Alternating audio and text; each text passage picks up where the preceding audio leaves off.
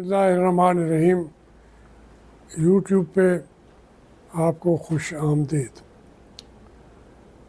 मेरे बच्चों, आज 9 मई है। ये अब हमारी कौमी तारीख़ का एक अहम दिन बन चुका है। मुझे ज़ाती तौर पे भी, क्योंकि मैंने 2 साल पहले 9 मई को अपना दिल बदला था, तो आज उसको भी 2 साल हो गए हैं। और ये 1 साल पहले वाला मई जो है वो काश किसी जिंदा कौम के एजेंडे पे ना ही आए तो बेहतर है। 9 मई को जो कुछ हुआ उसके बाद फिर एक प्रोपेगेंडा की मशीनें वो चल पड़ी दोनों तरफ से। ऐसा महसूस हुआ कि मुझे फ़ौरन जना हाउस लाहौर में पहुंचना चाहिए। पहले तो मैं लाहौर का रहने वाला हूँ। 20 साल मैंने लाहौर में ज़िंदगी गुजारी है। पहली दफ़ा मुझे पता चला कि वहाँ पे जना हाउस भी है।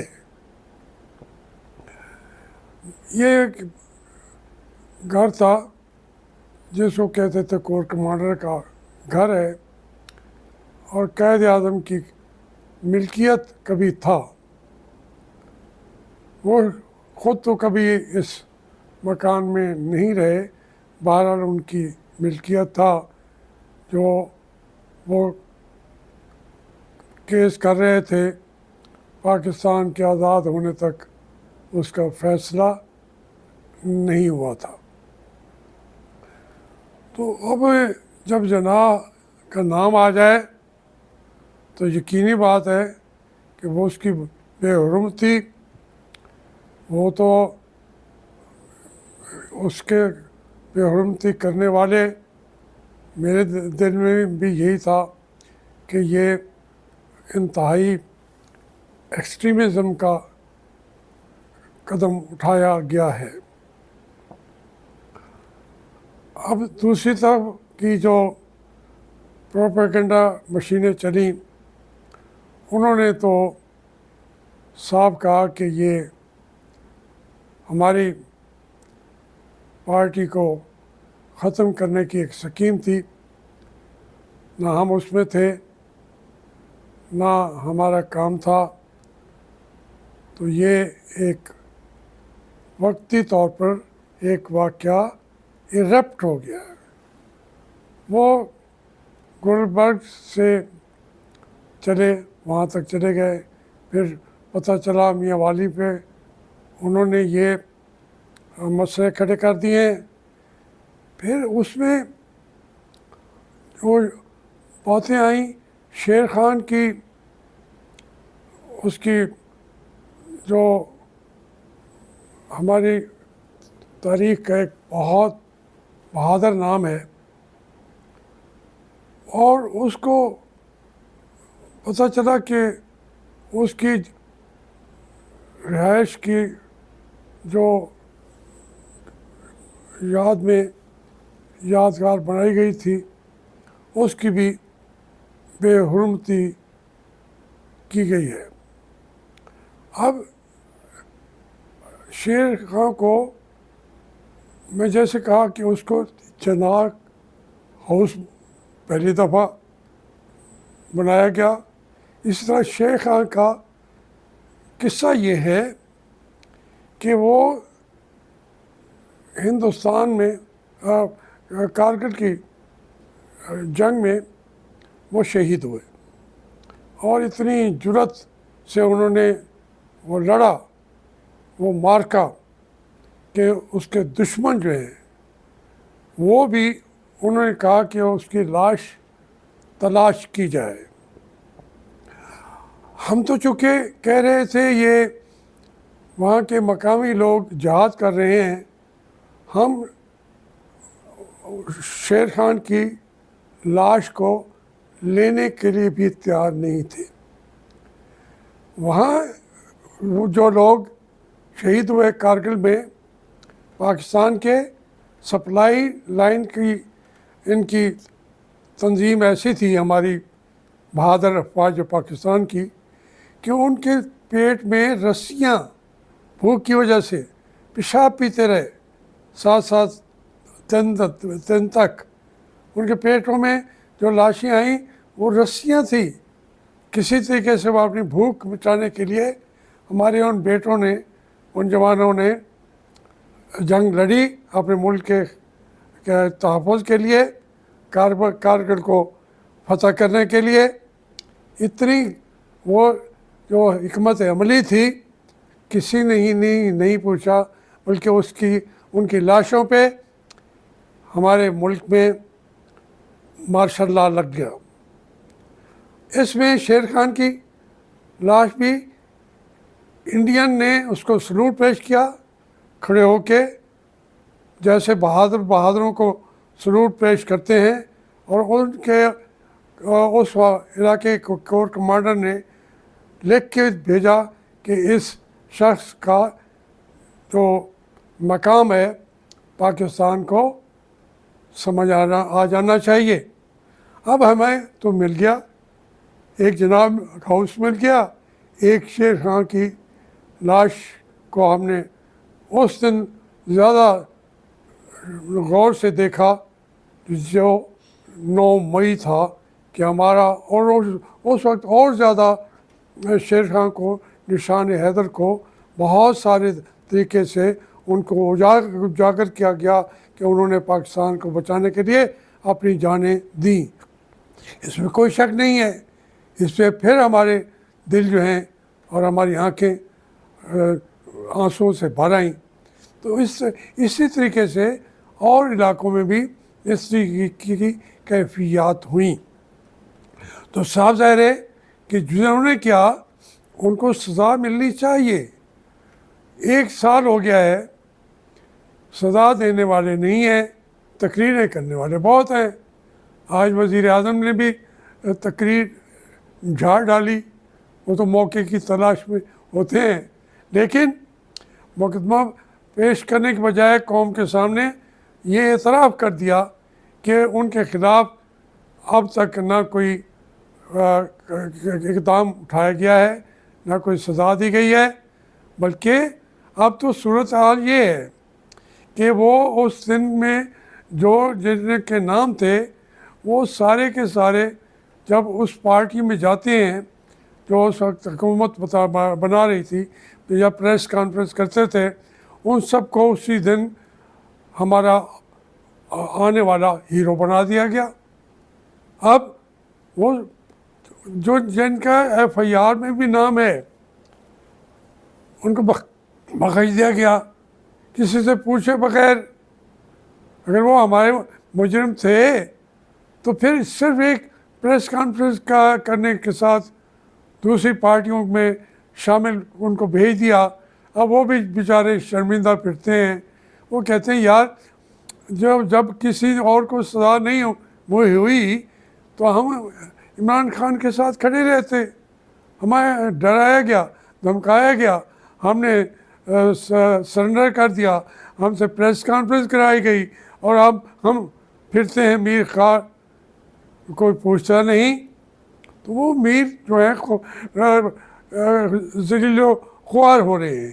तो ये है हमारा एक कौमी सानिया था जिसको मिल के हम सब ने एक सानिया की बजाय उसके ऊपर हमें ड्रामाटाइज करके आज भी हम उसको अपने अपने मक़ासद के लिए इस्तेमाल कर रहे हैं। अगर हमें अपने हीरोज़ की, अपने शहीदों की, उनकी इज़्ज़तों का ख्याल होता तो आप 5-7 दिन के अंदर सज़ाएँ देते उनको पकड़ के। और अभी थे। लेकिन आप जब आगे इससे चली कहानी तो उसमें वो कहते हैं कि जो मौके पे थी, कैमरे लगे हुए थे, रास्ते रोकने वाले हमारी फ़ौज थी, हमारे कमांडर से, हमारी फ़ौज के वही कमांडर से, किसी को कोई ज़रूरत भी महसूस नहीं की उन्होंने। ये 9 मई का वाक़या हो गया, लेकिन जितना दर्दनाक ये वाक़या हुआ है कि 15-16 नौजवान शहीद हो गए तहरीक इंसाफ वालों के। कुछ आज तक के पड़े हुए हैं, किसी ने उनको पूछा भी नहीं है। पूरा साल वो ना उनके ऊपर केस चला। ख़वातीन हैं, मर्द हैं, फिर कुछ ख़वातीन को ज़रूरत महसूस की तो उनको की ज़मानत कर दी। जो जिन बेचारियों का कोई आगे पीछा नहीं है वो वहाँ पड़ी हुई हैं।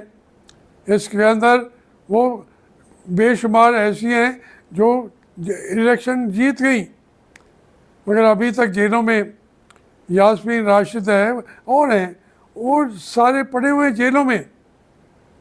और फिर जो और जिनके खिलाफ केसेस थे वो सारे के सारे असम्बलियों में आके बैठे हुए हैं, वो कैद आज़म इख्तलाफ हैं।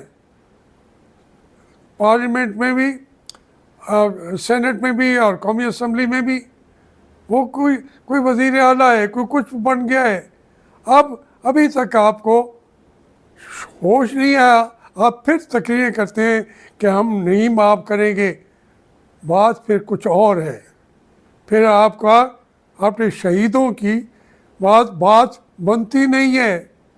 ये कुछ और चाहते हैं आप कि जो लोगों ने वोट दे के इमरान खान को एक बड़े अस्करी के तौर पे खड़ा कर दिया है, एक बहुत बड़े लीडर उसको बना दिया है, तो उसको मारने के लिए भी फिर और ज़्यादा इस मुक़द्दस दिन को भी, मुक़द्दस हमारी फ़ौज पाकिस्तान को भी और उनके शहीदों को भी फिर हम वक्त के तौर पर अपने मकासद के लिए इस्तेमाल कर रहे हैं। हम जुर्म कर रहे हैं जो ये उनके साथ उनका ज़िक्र करते हैं, लेकिन ज़रूरत पड़ती है उनको जो शामिल होते थे उनको माँ बाप खुद कर देते हैं। ये है हमारा 9 मई, जहाँ मैं जाना चाहता था, जना हाउस में, जहाँ मैं जाना चाहता था शेर खान के यादगार पे जाके। तो वो हम पाकिस्तानी हैं, हम अपने एक सिपाही की शहादत पे रोते हैं, खुदा की कसम रोते हैं। अपने अपने बच्चों के लिए इतना मैं नहीं रोया हूँगा जब मैं अपने अफवाज को जो शहीद हो रहे हैं बलूचिस्तान में, वो अभी वो खैबर पख्तूनख्वा के अंदर इलाका गैर जो थे अब वो हिस्सा बन गए हैं, जो वहाँ मर रहे हैं, जो इंडिया की सरहदों पे मरते हैं। लेकिन हम रोते हैं जो हमारी अफवाज की गोलियों से मशरक़ी पाकिस्तान के लोग मारे गए। मैंने अपनी आंखों से देखा उन लाशों को भी। अब मैं इधर मुझे आंसू आते हैं तो उनके लिए भी आते हैं। ये सारी मेरी तो ज़िंदगी, आज मुझे कहेंगे कि आप 9 मई पे भी उनको याद कर रहे हैं। भाई मैं बूढ़ा कब हूँ? मैं एक एक वाक्य को देखने वाला हूँ, समझने वाला हूँ। काश मेरी इतनी उम्र ना होती, काश मुझे अभी मौत आ जाए, क्योंकि ये वाक़यात अभी और होंगे। और वो अब तो जमहूरियत का नाम से ले रहे हैं। जब एक पार्लियामेंट बन गई, उनको बैठे हुए लोगों को निकाला गया और जो दूसरे लोग हैं उनको आपने उस पार्लियामेंट में बिठा दिया। अब वो कैसे मुकद्दस हो गई असम्बली जिसके अंदर बेवोटे लोग वहाँ बैठे हों? बेवोटा वज़ीर आज़म होगा, वज़ीर ख़जाना, तमाम एक झूठ ही झूठ चल रहा है। इस 9 मई के दिन को मुकद्दस बनाइए। आप इसको अगर अपनी ज़ाती मकासद के लिए इस्तेमाल करते हैं, या हो सकता है इमरान खान के साथ आपके मसाइल पैदा हुए हों, वो तो और पैदा होंगे, क्योंकि ये मसाइल का हल नहीं है। आप बैठें, सोचें और आप खुद सरेंडर करें, किसी और से माफ़ी मांगने के बजाय खुद माफ़ी मांगेंगे, किसकी भी माफ़ी नहीं मांगेंगे। आपने तमाम जो चीफ्स हैं उनकी माफ़ी मांगेंगे, परवेज़ मुशर्रफ की माफ़ी मांगेंगे, भाजपा की माफ़ी मांगेंगे, किस की माफ़ी नहीं मांगेंगे। मैं फिर अर्ज़ करूँगा कि इसको एक खेल ना बनाएं। अब हमारी जो अफवाज पाकिस्तान हैं उनकी हैसियत को आप अगर हमें ही बंदूकें दिखा के कहते हैं कि हम इंशाअल्लाह उनको उड़ा के रख देंगे, उनको मिटा के रख देंगे, और भाई ना डराओ, ना गोलियां मार भी दो लोगे तो लोग इससे चुप कर जाएंगे।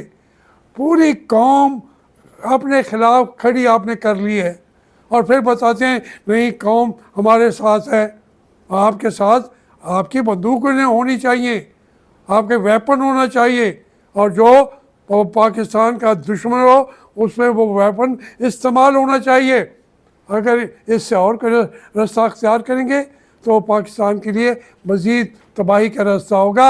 सरेंडर करो कौम के सामने। कौम कि नहीं है तुम्हारी बेइज्जती, यही है उस सरेंडर से जो आपने ढाके में किया था, ये सरेंडर बेहतर होगा।